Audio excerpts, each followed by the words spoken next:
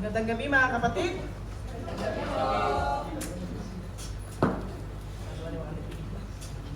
So handa na po ba kayo makinig ng salita ng Panginoon? Amen! Ayan. So sa ating pong gagawing pag-aaral tonight ay sisimulan po natin ng isang series topic about what prayer can do. Yan. So sabi nyo, handa na kayo? Buksan po na natin ang ating mga dalang Bible sa James 5 verses 13 to 16. James 5 verses 13 to 16. So salitang pagbasa po, mauna mga kapatid na lalaki, and then sunod ng mga sisters, and then brothers, and then sa last verse ay sabay-sabay po tayo. Mga kapatid na lalaki, nakita na po ba James 5:13? Mga kapatid na lalaki. Praise God. Sige po, James 5:13. Is any among you afflicted, let him pray. Is any weary, let him cease house. let him call for the elders of the church, and let them pray over him, anointing him with oil in the name of the Lord. Brothers, The prayer of faith shall save the sick, and the Lord shall raise him up, and if he hath committed sins, he shall be forgiven them. lahat po tayo sa verse 16. Confess your faults one to another, and pray one for another, That he may be healed. Effectual fervent prayer of a righteous man availeth much. Saglit po tayong manalangin. Hallelujah, Jesus. Aming Diyos naman dakila sa lahat, sa pangalan namin Panginoong Sus. Patuloy po kami nagpapasalamat sa pagkakataong ito na binigay mo sa amin upang kami ay muli makapag-aral ng mga salita mo. Lalo sa gabi ito, Lord, patungkol nga po sa panalangin. Dalangin namin ang Ezekiel 36 verse 26, Panginoon, na kami ay bigyan mo ng bagong puso at bagong espiritu, Panginoon, upang anumang matigas na puso na nasumpungan mo, Panginoon, ay maging isang pusong masunurin. Maraming salamat, Panginoon. Pinagkakatiwala namin sa iyo ang aming gagawing pag-aaral. In Jesus' name we pray. Amen. Yan. So ilan po dito, ang magpatuloy, ilan po dito yung mga nakaabot sa pangapalabas noon, mga superpowers, yung mga mga superheroes. Yan. Taas kamay. Yan, sa mga superheroes. So, mga kilalang superheroes, sino? Superman, di ba? Di ba? Wonder Woman, yan. Alam na lang naman ang Spider-Man, yan. No? Sa Pilipinas, yung anak ko may sinisenyas, yung anak ko, PJ Masdaw. Yan, sa Pilipinas, meron namang si Darna, yan. Darna, Captain Barbell, etc. Diba? So, mga superheroes na may superpowers, sabing ganon. So, mga superheroes na ito, may pinanggagalingan yung kanilang power. Amen po ba? Yan. Kung halimbawa si Darna, nanggagaling yung sa bato, no? Si Captain Barbell sa barbell, yan, mga ganon. So, may pinanggagalingan kalakas, pero meron pong limitations yung kanilang mga powers, no? At bukod sa limitations, meron po silang mga weaknesses. Amen po ba? Amen. Yan. So, meron po ba, naranasan nyo ba noon sa buhay nyo, at huwag naman ngayon, na naisip nyo na sana may power ako, superpower, no? Superpower. Yung, ako noon, no? Iisip ko, sana nakakalipad ako. Nakakapingisip ko, ganyan, no? Brother Danilo, ano bang super power ang gusto mo nung kabataan mo? Makalipad. Makalipad, yan, di ba? Mga ganon. So, may mga iisip natin, sana meron din akong power to heal, no? Ipuin mo lang, gagaling, mga ganon. Yan. So, I believe ilan po sa atin, karamihan, ay nakapag-imagine na tayo mga kabataan pa, no? Yan. Nakakatuwang balikan, no? Nakakatuwang balikan yung mga ganong moment, diba? But those stories about superheroes, superpowers were just imaginations. No? Kathang isip lamang, sabi nga ganon. No? Sa totoong buhay, in real life, they were all useless and powerless. Amen po ba? Sabi nyo nga po, power. Power. Yan. Isa pa nga po, yung mas may power, power. Power. Praise God. Yan. So, sa totoong buhay na lang yun. dito sa buhay natin, di ba? Kinakailangan natin ng power. Yan, electricity, di ba? Kailangan natin ng electricity, power of electricity, no? Para tayo may ilaw, di ba? Para may aircon sa mga mainitin, di ba? Kailangan may AC lagi. Yan. Sa trabaho natin, most of our work here ay kailangan talaga ng power, electricity kasi walang kuryente, walang internet, no? At karamihan hindi mabubuhay pag walang internet. Ayun mo man. Walang mag-amen. Mami na kayo. Yan, no? Pag walang power, hindi tayo makakapag-recharge ng cellphone, laptops, gadgets. Yan. No? So, kagaya nga po ng mga superheroes na may pinanggagalingan yung kanilang power, ang power of electricity, sabi nga nun sa US Energy Information Administration, most of nation's electricity was generated by natural gas, sa coal, hydropower, di ba? Solar power, yan. At dito po sa UAE, majority of energy produced is from where? Natural gas and oil, di ba? ADNOC. Yan. So, sa physical body naman natin, kailangan din po natin ng power to overcome everyday struggles. Ewan po ba? So, ang tanong, saan po natin kukunin yung power natin? No? Bukod po sa pagkain, di ba? Pag hindi ka kumain, walang power. Kumain na po ba kayo? Wow. Yung iba hindi pa. So, bukod sa pagkain, bukod sa itubig, di ba? Sa pamamahinga, yung iba sa vitamins, there is a very powerful resources na meron po tayo, no? Na madalas hindi nagagamit ng maraming tao, even the Christians. Alam niyo po ano po yung resources na yon? Yan, sige nga po, sabihin mo sa iyong katabi, ano yung resources na yon? Prayer. Praise God, mga kapatid, no? So sige, yun po yung ating pag-aaralan tonight about prayer, what prayer can do. Prayer gives power. So bago tayo dumako sa kung ano yung power na yan, alamin muna natin ano yung prayer, no? And how to pray with power. Maaaring sabihin nyo, no? Pakinggan ko na yung sister dyan, alam ko na yung prayer, paulit-ulit, di ba? Alam ko na yan. Ang prayer ay pakikipag-usap sa Diyos. Tama naman po. O sige. Taas kamay ng marunong mag-pray. Praise God. Taas kamay ng nagpe-pray. Yan. Kasi kung bagay yung marunong mag-pray, sa nagpe-pray, ewan po nga. Ilan naman po dito yung marunong mag-lead ng prayer? Nag-amen na lang na baka mahuli ka na sister niya, tatawagin ako sa prayer ball. Yan. So, sabi nga no, knowing how to pray or even how to start a prayer is not always easy. Kaya nga po, iba natatakot mag-pray, no? Mag-lead ng prayer. Bakit ka natatakot kaya? Yun. Isang dahilan is, paano mo mag-pray? Yan. Yung iba kasi, hindi ko alam, nahiya ako, ganyan. Pero, kaya nahiya kasi nga, sabi niya, hindi ko talaga alam paano ba yan. Sila ganito mag-pray, di ba? Ganyan. Kaya ang nangyayari, yung iba, hindi na lang nagpe-pray. Ayan. So, may confusion. Don't worry mga kapatid. Kung ikaw nakakaranas ng confusion, hindi ka po nag-iisa. Alam niyo po, no, yung alagad ng Panginoong Sus, the disciples of Jesus, no, nakaranas din po sila ng confusion. Kaya nga po, no, kasi ang alam nilang prayer noon, ay yung paulit-ulit na prayer, no? Yung yung mga kautusan, yan.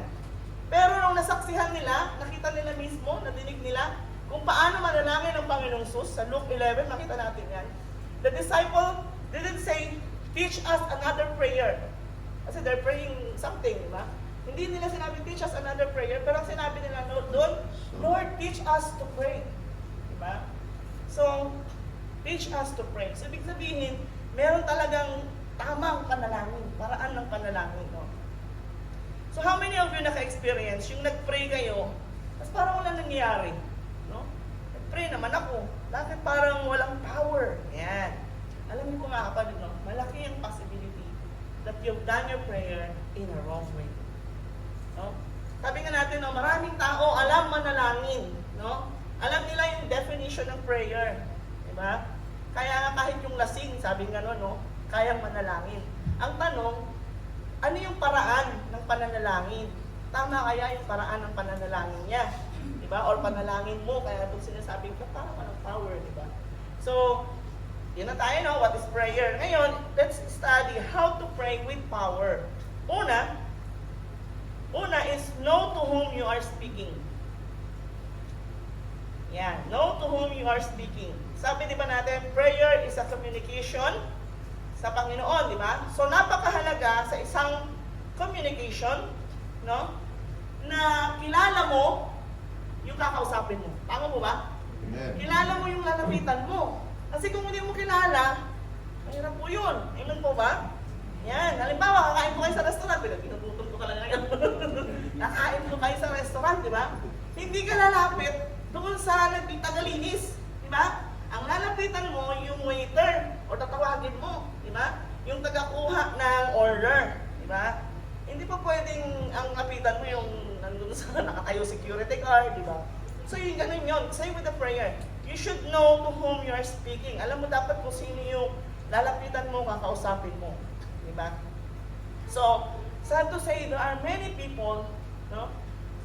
They are praying sa palaka. Diba? They are praying sa cow, baka. Diba? Alam niyo po ba yun? Diba? Sa daga. Diba? They are praying sa mga, alam niyo yun? Animals, diba? And then even sa mga Buddhists, di ba? Buddhist followers, they're praying kanino? Buddha, di ba? And some Christians, praying kanino po? Mama Mary, di ba? Sabi nila, ay Mama Mary, ano pa? Santo Niño, sa kung sino-sinong santo. No? Nalala ko isang kwento ng isang babae. Gusto niya magkaanak, siya magkaanak, no? Sabi niya, pangbihira. Tinawag ko na lahat ng santo. Diba? Tinawag na daw niya lahat ng santo. Sumayaw pa siya dun sa ubando. Diba? Walang nangyari. Yan. Nag-pray siya, diba? Nag-pray siya sa iba't ibang santo. So, nag-pray, diba? Kaya lang, nag-pray siya sa maling paraan. Diba? Sabi ng gano'n, no? Prayer is a conversation with God. Hindi sa palaka, hindi sa baka, no? Kundi sa one true God, our Creator. Amen po ba? Amen. So prayer is powerful only if it reaches to the powerful God. No? Kaya napaka-importante po yun, yung alam mo kung kanino mo i-address, i-attention yung prayer mo. No? Kaya nga, di ba, Jesus began His prayer with the Our Father in Heaven. Diba? Sabi niya, Our Father in Heaven. Yan, kaya siya manalangin, di ba? Inaano niya yung pangalan ng Panginoon sa mga kapatid kung napapansin nyo, na-observe nyo, di ba? Pag manalangin, aming Diyos, Ama, nagakila sa lahat. Yan, di ba? So, salamat sa Panginoon, binigyan niya tayo ng pagkakataon din na tawagin na Ama, ang Diyos, di ba? At sabi nga gano'n, sa John 14:13, basahin ko na lang, whatsoever we ask in His name, which is Jesus' name, He will do it, and that the Father may be glorified in the Son. Yan. So, kung ang prayer ay powerful, mas more powerful kapag gagamitin natin yung pangalan ng Panginoong Jesus. Diba? Kaya nga tuwing tayo mananalangin, diba? In Jesus' name. Yan. In Jesus' name. Yan. So, para sa mga medyo naku-confuse paano manalangin, diba? Meron tayong even kanina yung anak ko na habang nagpa-practice, nag-review ako, no? Ay, wait, pinag-aralan daw nila yan, yung ACTS, yung ACTS, di ba? A stands for, alam niya, A is for adoration, di ba? So, ibig sabihin, we are praising God, di ba? Kaya nga tayo po ay lagi nag-start sa Hallelujah Jesus, we praise God. Because praise open the gates of heaven. No? At it should always be a part of our communication with God, to praise God, to adore Him. Diba? Pangalawa is confession. Diba? C, confessing our sin. Kailangan ng paghingi ng pagtawad. Diba? Kaya sabi sa James 5:16, it reminds us, diba, na kailangan yung ating heart ay right with God. Diba? And then letter D, thanksgiving. Diba? Kailangan mong magpasalamat for everything that God has been done into your life. And then yung S, doon na yung mga request mo. No? Hindi po dapat yung request kagad, no? request ka agad, Lord, gusto ko na ganyan, ganyan. Di ba? Ano ka? Yun yung flow. Yan. So, mahirap po bang manalangin? Tanong mo yung katabi mo, mahirap ba manalangin? Yan. Ano sagot? So, hindi mahirap manalangin. Dali-dali nga, di ba? Yan. Eh, kaya lang, Sister Lynn, ginagawa ko naman lahat yan. Bakit wala pa rin power? Yan. O sige, bakit kaya sa palagay nyo? Kasi po, ang tamang panalangin ay nilalakipan ng pananampalataya. Prayer with faith. James 5:15. Pakiplas na, Brother Daryl. Diba? Sabi doon kanina, binasa natin, the prayer of faith. The sick, and the Lord shall raise him up. Diba? Prayer of faith. So, it is impossible to communicate with God without faith. Diba? When we come to God in prayer, we must have faith. We must believe dun sa kanyang power. Diba? We must believe that God exists, that He can do something. Diba? Doon sa iyong pangangailangan. Diba? Kasi kung ikaw ay nalapit sa Diyos, nanalangin, at ikaw ay nag-aalinlangan, paano magkakaroon ng power yon, di ba? So, ang isang tamang panalangin ay kailangan ng pananampalataya. Halimbawa, no, meron kayong pangangailangan. Ano bang klaseng pa? Let's say may pangangailangan kayo, di ba? Bukod sa Diyos, may tao kayong lalapitan. Di ba? Hindi mo lalapitan yung taong alam mo, hindi ka naman matutulungan. Amen po ba? Alam mo naman, hindi ka matutulungan, lalapit. Ito ka lalapit, di ba? Sa taong alam mo, na makakatulong sa iyo, di ba? So, a prayer done with faith and a clean heart is very powerful. Sabi ganon. So, a prayer with faith means the prayer that is said with faith. Yan. Sinambit mo siya ng may buong pananampalataya doon sa kausap mo, di ba? Sa Panginoon, no? Hindi doon sa palaka o sa baka o kung kami namang sa tanging sa Diyos lamang na nasa langit. Diba? Prayer with faith means believing that God exists and that He is a great and mighty God, sabi ganon. Trusting with full confidence, sabi ganon, that God can do anything in your life. And also, diba? Andun yung faith mo na sasagutin, diba? Hindi yung sagutin kaya ako. Diba? Or ano ba? Diba? So pag lumapit ka, alam mo na, panampalatayan mo na may sagot. Yun nga lang, di mo alam anong sagot lang. At mananampalataya ka na lang, doon ka na sa, di ba, sa tamang pananampalataya.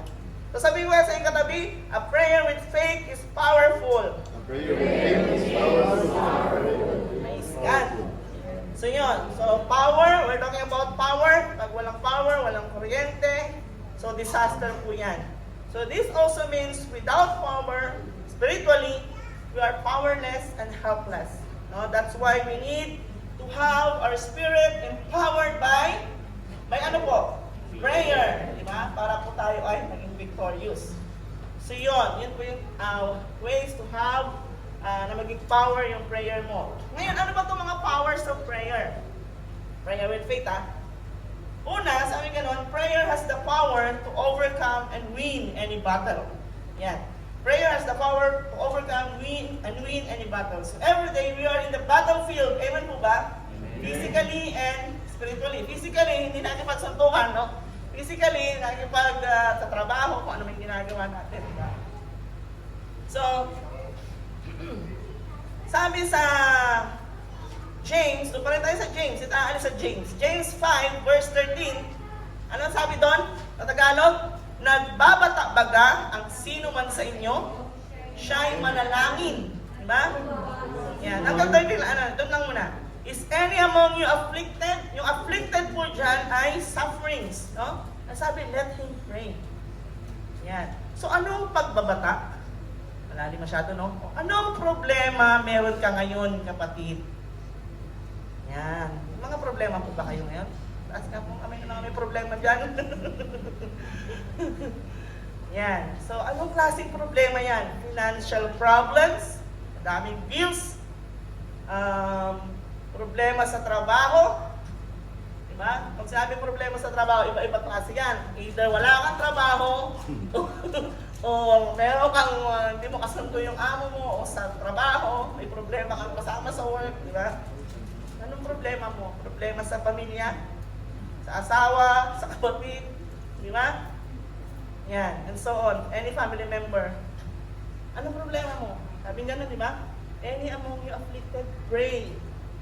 Are you afflicted from depression, fear, anxieties, addiction, stress? Yan. Anong sabi? Pray. Na, anumang problema, sufferings na kinalalagyan mo ngayon, kapatid, all you need to do is to pray with faith, sabi ganon. And God will strengthen your hearts.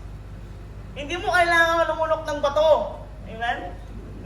Hindi mo kailangan kumuha ng barbell. Pahirap ako ng barbell mo, Brother Bay. No? Diba? Mga nag-gym dyan. Diba?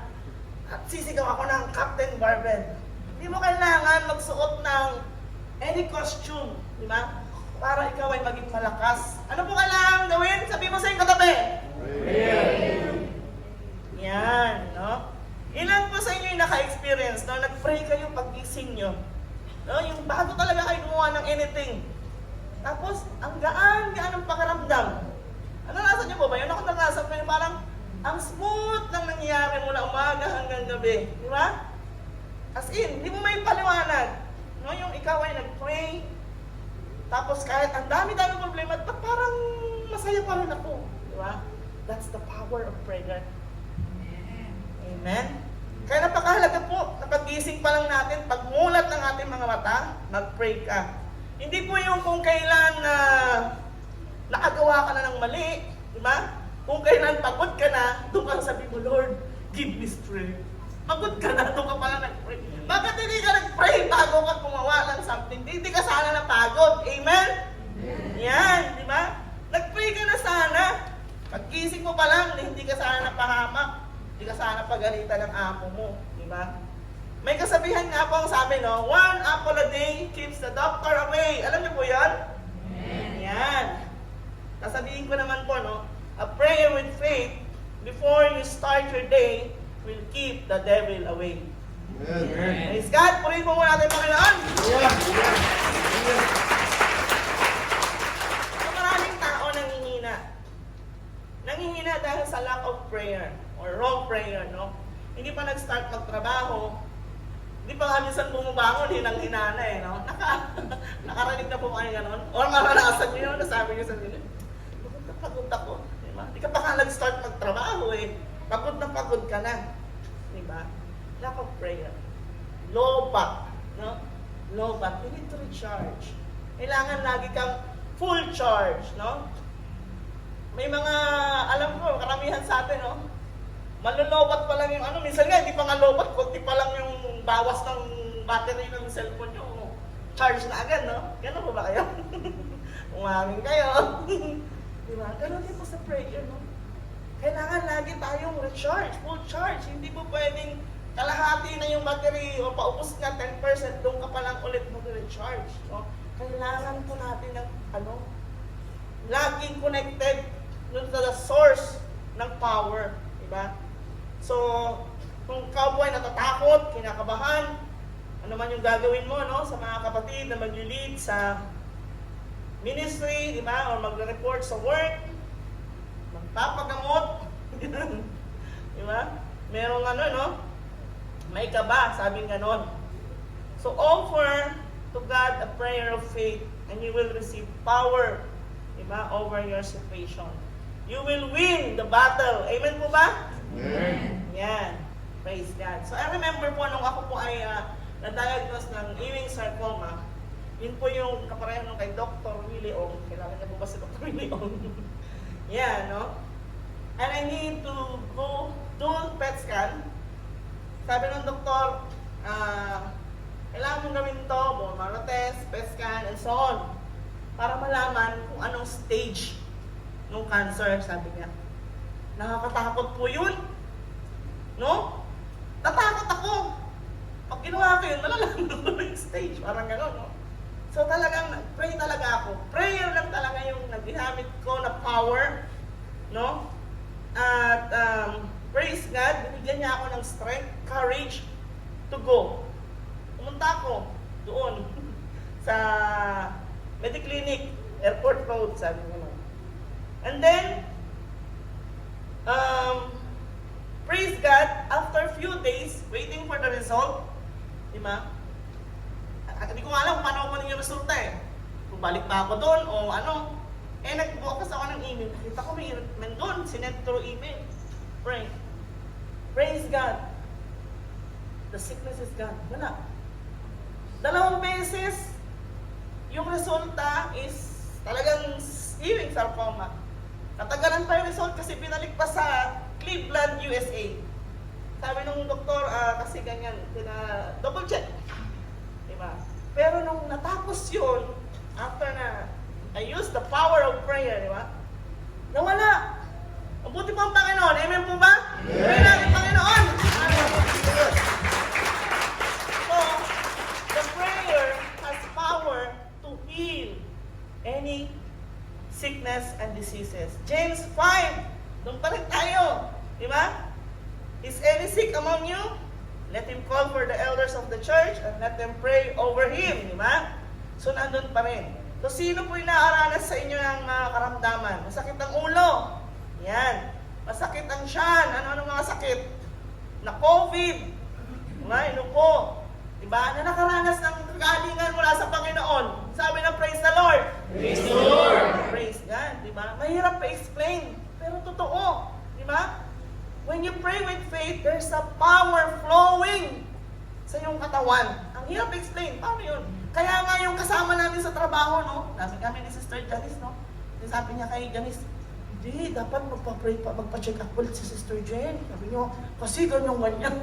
Sabi niya, hindi niya ma-explain kung hindi namin alam paano explain talaga. Di ba? Pero yun talaga yun.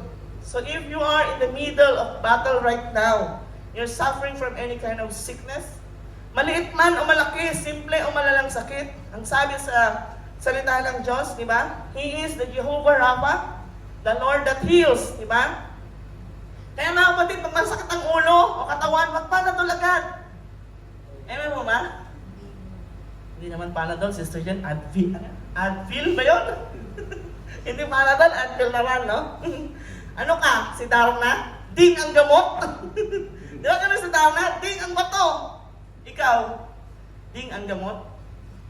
Huwag na mangyari, no? At yun nga, mga kapatid, no, kung meron pa kayong mga prayer requests, huwag po kayo mahiya. No, madalas ako, nag-iintay ako ng prayer request sa portal natin, walang nagsisend, no? Nahiya siguro yung mga kapatid, sabi ko. So be honest, no? Share your struggles with your leaders. Kahit di na lang dun sa group, di ba? Send lang kayo sa mga leaders nyo, sa elders, di ba? Know your battle, di ba? Ipaalam mo yung nararanasan mo para maipag-pray. Kasi di ba? More power, more prayer, more power. Yan. Kasi pag pinaalam mo, di ba, maiwasan mo pa, matutulungan mo pa yung ibang kapatid na maging judgmental. Di ba? Halimbawa, hindi ka nakadalo kasi may sakit ka eh. Eh, hindi nila alam. Hindi na naman dumalo kasi ganyan. Di ba? Eh, kung pinaalam mo na may sakit ka, di ba, pray for me, o di natulungan mo silang di maging judgmental. Ayun po ba? Nakangiti si Brother Iber po. Yan. So, nagiging aware sila. At yun nga, di ba? Huwag din po tayo mahiya na mag-testimony. Amen? Nakaranas kayo ng kagalingan mula sa Panginoon. I-testimony na yan. Na Brother Ryan. Praise God. So, Ezekiel 36:26, buksan natin. Ezekiel 36, verse 26.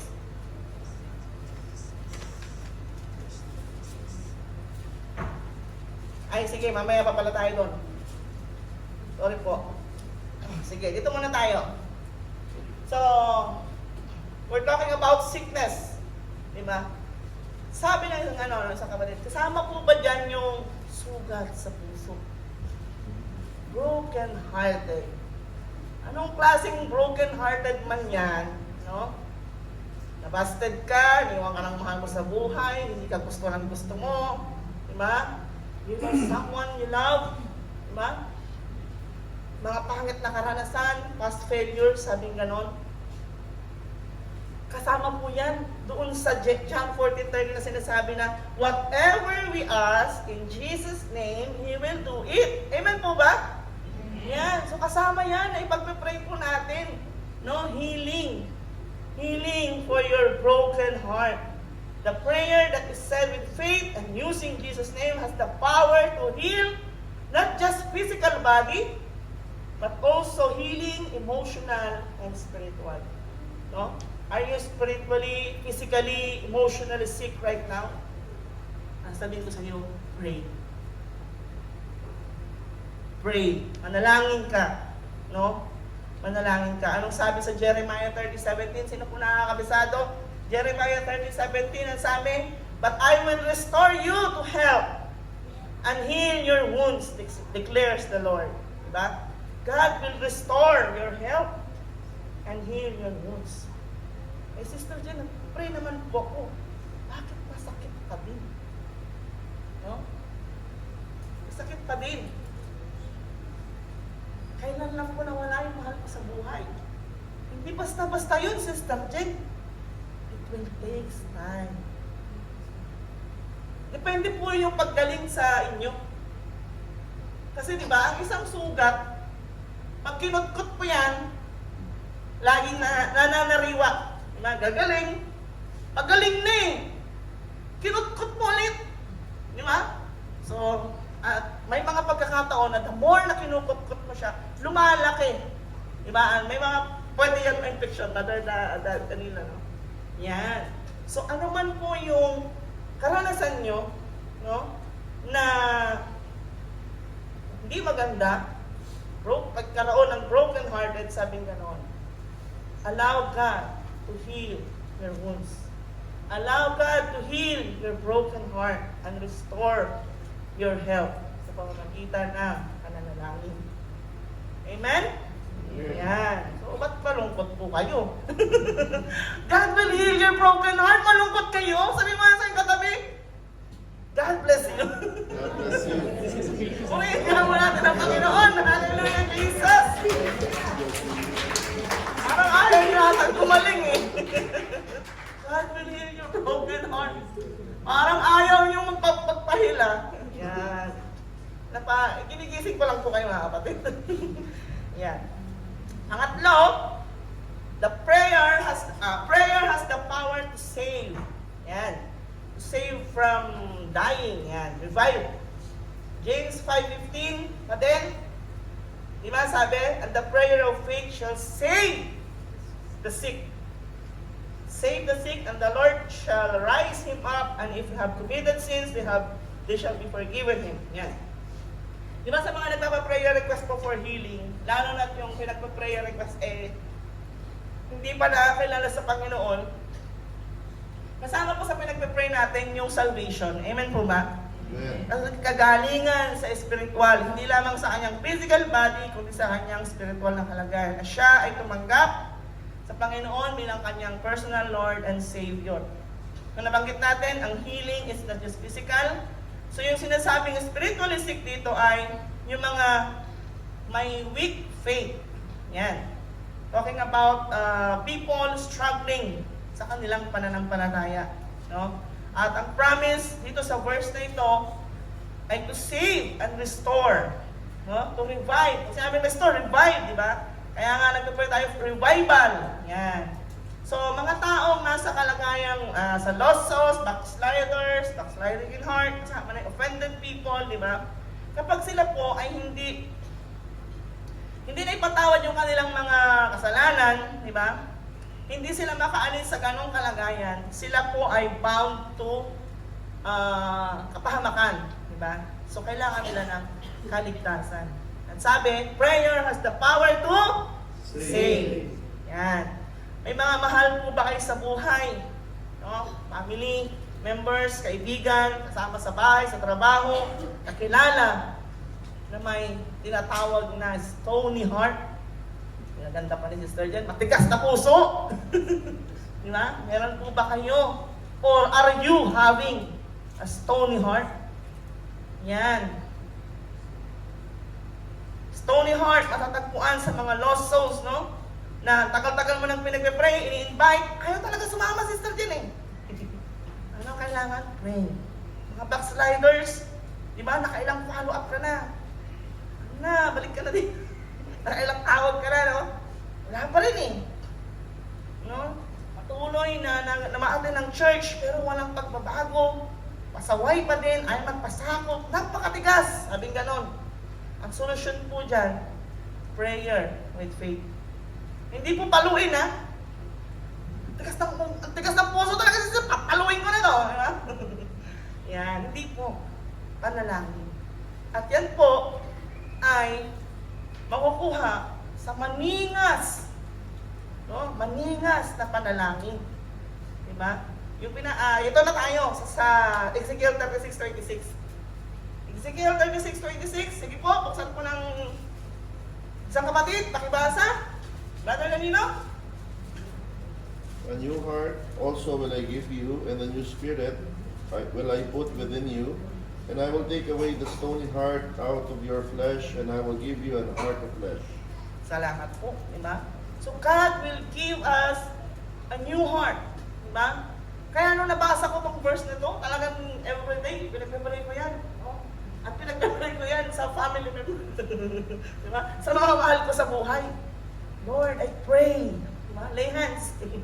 I pray, Lord, Ezekiel 36, bigyan mo siya ng bagong puso, bagong spirito, di ba? Sabi nga sa Tagalog, bibigyan ko rin naman kayo ng bagong puso at lalagyan ko ang loob nyo ng bagong diwa at aalisin ko ang batong puso sa iyong katawan. Yan, di ba? So, I remember po yung tatay ko, no? Ano siya, kasing laki siya ni Jimmy Santos, yan. Kilala niyo, malaki talaga siya, siga siya sa Cavite. Brother JM, talagang ano siya dun sa lugar namin. Lagi yun naka-police attire, pero hindi naman siya police. No? Siga talaga siya. Ilang katakutan siya sa lugar namin. Tas binabuhalan niya kami magsimba. Diba? Sabi ko, gagawin ko kanya. Habang natutulog siya, nililay hands ko siya. Oh, in Jesus' name. Nagpipray ko talaga siya. Hanggang sa dumating nga, nag-accept po siya. No, nag-accept ang aking tatay, nag-accept siya po. Hindi ko alam, basta nag-note lang siya, kita tayo sa church. Sabi ko, ba itong nababasa ko, kita tayo sa church. Pagdating ko sa church, nandun na siya, nauna pa siya sa amin. Diba? So sabi nga gano'n, no? Kung sabi ng, ewan ko saan to, pelikula or kasabihan, walang matigas na tinapay sa mainit na kape, diba? Walang matigas na puso sa isang mainit at maningas na panalangin. Amen? Amen. Praise God. So, kung may mga loved ones po kayo, kaibigan, di ba? Maging brethren natin, no? Na matigas ang puso. Huwag niyong tigilan sa panalangin. Amen? Amen. Yan, no? Kung sabihin, nakakal na, Sister Jenny. Di ba, kanya-kanya naman yung salvation. Kahit anong panalangin ko sa kanya, kung siya, hindi siya susunod, hindi siya kapasakop, wala din. May narinig ka na kung ganyan eh. Hindi po totoo yun. No? Dahil lang yun ang kaway ng Diablo para stop ka ng manalangin. Diba? Sino paniniwalaan mo? Yung Diablo o ang salita ng Panginoon? Salita ng Panginoon, di ba? A prayer done with faith and a clean heart is very powerful. Di ba? James 5:16, the effectual, fervent prayer of a righteous man availeth much. Di ba? Ezekiel 36:26. Di ba? God will give a new heart. Diba? Hindi mo pwedeng sabihin na, siya yun eh. Diba? Parang yun? Ano lang yun? Dahil ng kaaway yun. So when you pray for someone for salvation, sa lost souls, backsliders, diba? Pray with faith and sincerity. Diba? And for sure, God will release a power and will flow, diba? Doon sa buhay ng tao pinag-pray mo. Hindi kinakailangan katabi mo siya. Di ba? Kaya nga, di ba, kahit nandito tayo, we can pray for our loved ones na nasa Pilipinas, nasa Australia, US, kung saan man, di ba? You can still pray kahit sila ay malayo. Naalala ko, no? I was praying for my mga kamag-anak. Lord, sabi ko, alam ko hindi ako gagamitin mo kasi, kailangan ng bumigay. I pray for someone. I send ka someone, Lord, to help them accept you. I-pray ako. I keep on groaning in the spirit. Alam niyo yun, pray talaga. One day, nakita ko na lang sa Facebook na nabalitaan ko, nag-attend sila ng Christian fellowship. Diba? So there's a power in prayer. Akala mo lang wala. Kailangan mo lang continuous hanggang walang nangyayari. Amen? Huwag mo tigilan. Kasi pag tinigilan mo, paano? Diba? Kailangan mo ng panalangin. Because there's a power in prayer. Yan. So bilang conclusion po, diba? We are in the battle, sabi nga nun, for we wrestle not against flesh and blood, but against principalities, against powers, diba? Against rulers of the darkness of this world, against spiritual wickedness in high places. Yan. So meron po tayong kalaban. Amen po ba? Amen. Kilala niyo po ba? Amen. Yan. So sa pakikipaglaban, no? Ang unang-unang dapat mong alamin, yung sino ba yung kalaban mo? Di ba? Sino yung kaaway mo? Para alam mo din, paano mo siya lalabanan? Paano mo siya tatalunin? Di ba? Alam niyo po, no? Itong mga afflictions, sufferings, no? Kagaya ng kagipitan, problema, depression, anxiety, addiction, lahat yan galing po yung spirit of heaviness. Yan, spirit of heaviness. So, spirit of heaviness is a demon that seeks to oppress us. Yan. So, kaya kung lalabanan natin yung mga kagipitan na yan, ang kailangan mong i-rebuke ay yung spirit of heaviness. Amen po ba? Yan. O kaya yung sickness and disease. Diba? Sickness and disease is spirit of infirmity. Alam niyo po ba yung mga kapatid? Yan. So kung mag-re-rebuke po tayo, ang kailangan i-rebuke natin ay spirit of infirmity. Diba? Kasi ang major purpose po niyan is to inflict humanity with sickness and disease. Diba? Major target is to cause health problems sa people's katawan ng tao. Yan. So lahat ng evil spirits na ginagamit ni Satanas to destroy you, destroy me, diba? To destroy us, ang pinakamabisa, pinaka-powerful na panlaban ay prayer. Yan. Prayer and praise. It has a great power to overcome and win any battle. Rebuke spirit of heaviness, sabi ganon, and put on the garment of praise. Nakita natin sa Isaiah 61:3. And then rebuke, cast out, bind the spirit of infirmities that operating in your life by using, whose name? Jesus. Kailangan natin ang pangalan ng Panginoong Jesus. Yan.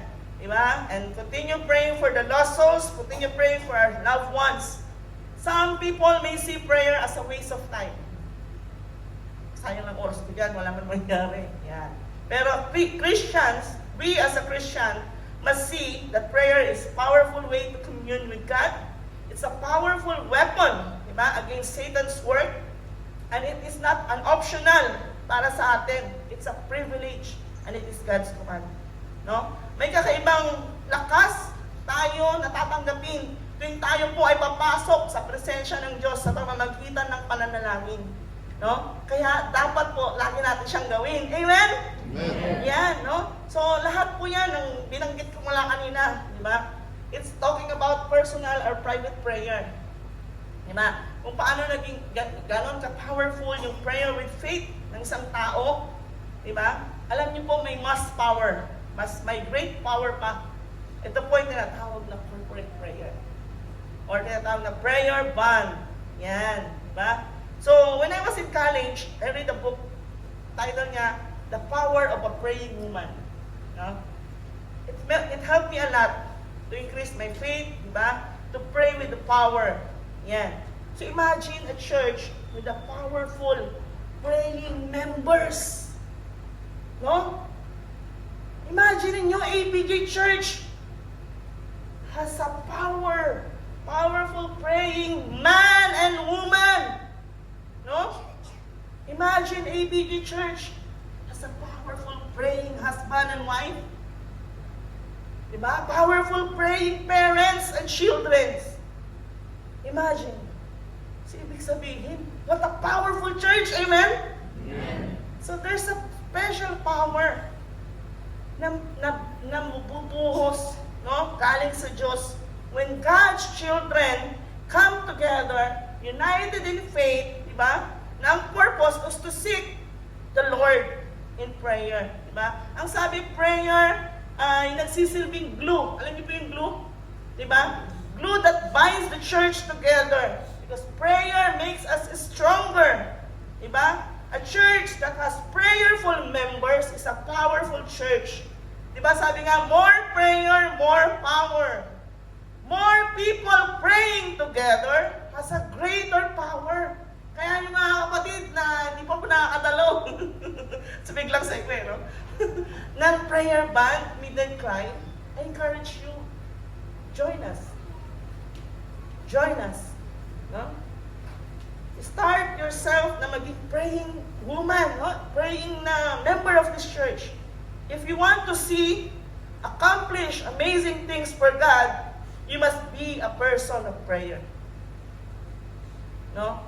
Para ikaw ay maging person of prayer, powerful, no? You have to have a consistent life ng pananalangin. Set yourself doon sa pananalangin para yung spiritual fire ay patuloy na, alam niyo yun, mag-protect sa iyo. Diba? So, continue, sabi nga nun, when you continue praying, mountain moves. Continue praying, miracles happen. Amen po ba mga kapatid? Amen. So, ano pong gagawin natin? Diba?